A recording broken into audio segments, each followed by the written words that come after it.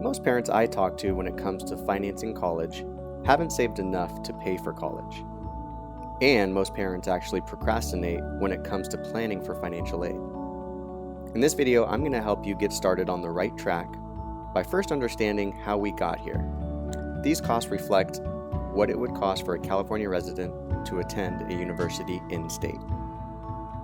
Back in the 70s, we started to see that tuition increased higher than inflation.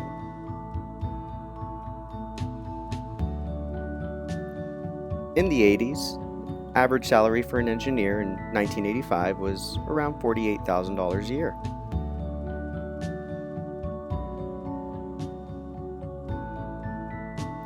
In the 90s, you started to see a lot of things changing.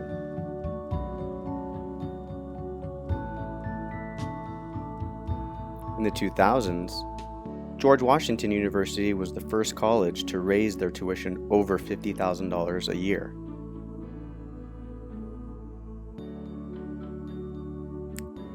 Tuition and fees have increased a tremendous amount since 1982.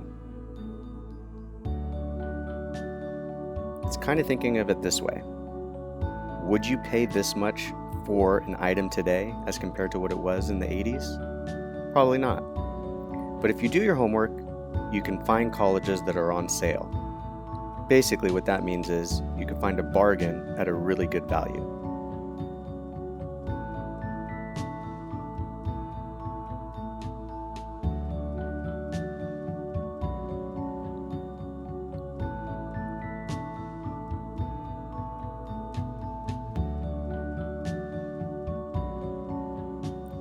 In the world of financial aid, you'll always go to the government websites to fill out the forms, known as the FAFSA. But when you do apply for financial aid to a college, they have a department on campus that can assist you with any questions you have. For families going through this process, be aware of scholarship scams. It's one of the most prevalent scams out there today, and they're doing their best to get their hands on your information. You never have to pay for a private scholarship.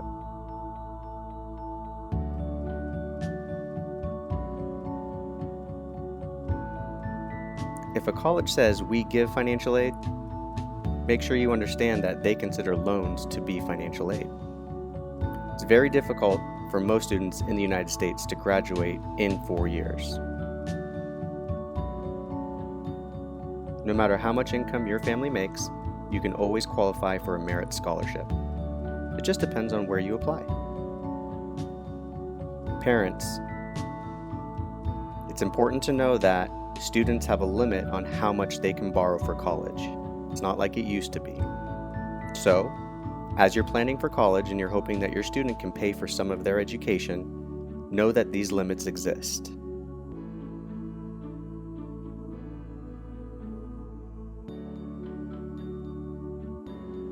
So, over the course of 4 years for an undergraduate degree, a student can borrow up to $27,000 in the Stafford loan without having parents co-sign. So where does the money come from?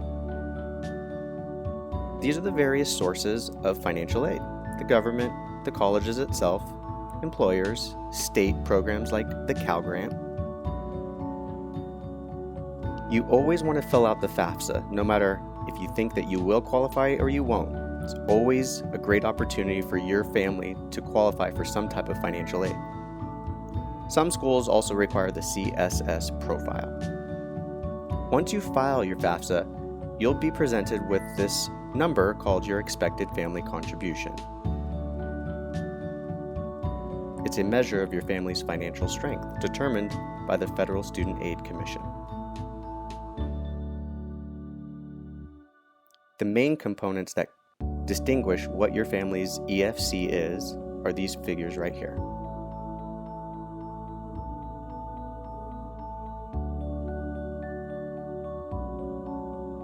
So what's the formula?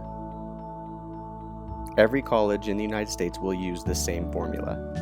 In other words, whatever the cost of attendance is, they subtract it from your expected family contribution, and the difference is your financial need.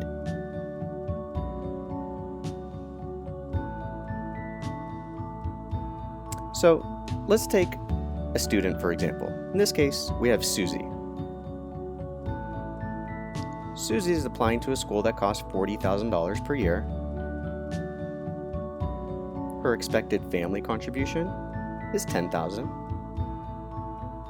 which means that her family's financial need is $30,000.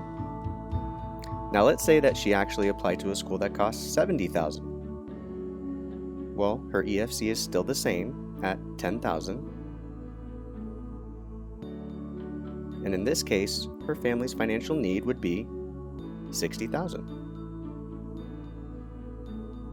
This is the basic formula that you should understand.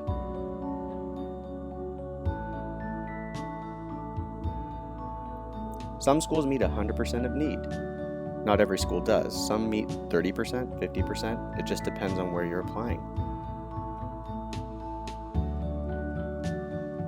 You might want to pause the video at this point to really grasp what this means. The financial gap. So if we applied to a school that, in this case, cost $30,000 and your EFC was 10, you're left with a $20,000 financial need. If the school meets 50%, that means you have a $10,000 gap. That gap gets added to your EFC, which brings your total new out-of-pocket cost higher than what you started with.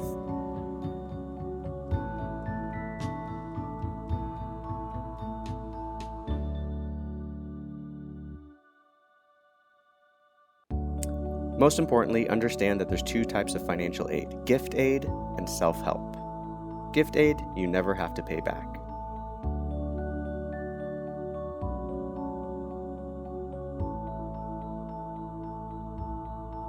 Always ask a school, what percentage of need does your institution meet?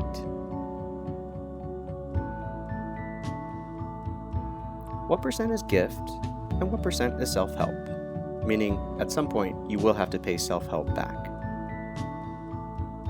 Probably most importantly, how many years will it take to complete the bachelor's degree?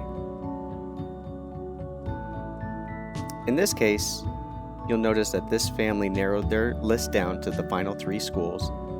This family's income was around $120,000 per year.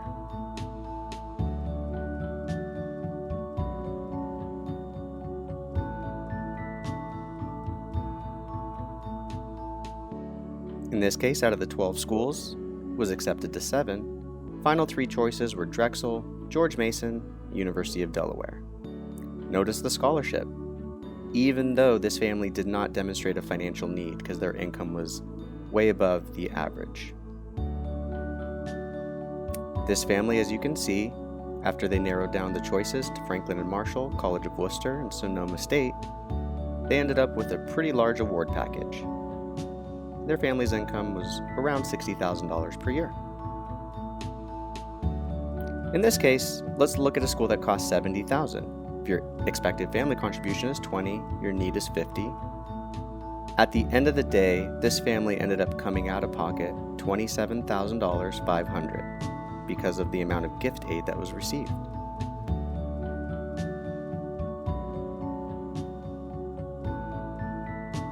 Same family applying to a school that cost $30,000. As you'll notice, the biggest difference is this school only meets 30% of need, which left a big gap and added to their EFC.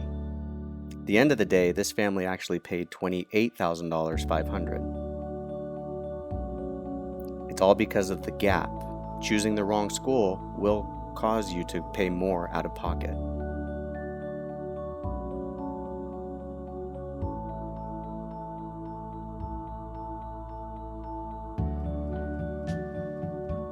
Thanks very much for watching the video. I hope you liked it.